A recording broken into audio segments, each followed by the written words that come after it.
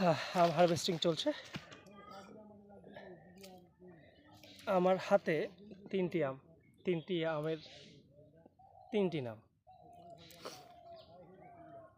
এই যে বড় আমটি দেখতে পাচ্ছেন, এটার ওজন হাফ কেজি প্লাস হবে। এটার নাম নাকি বলে গোবিন্দ ভোগ। জানি না কোনো গোবিন্দ এটা ভোগ করেছিল, নাম পড়ে গেছে গোবিন্দ ভোগ।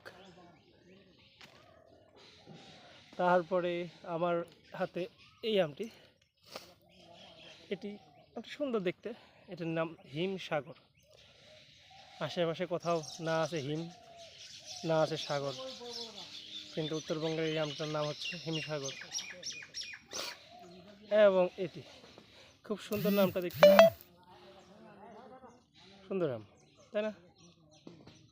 কিন্তু এত সুন্দর আমটার নাম হচ্ছে ল্যাংড়া। এত সুন্দর একটি আম, কিভাবে নাম হয় ল্যাংড়া?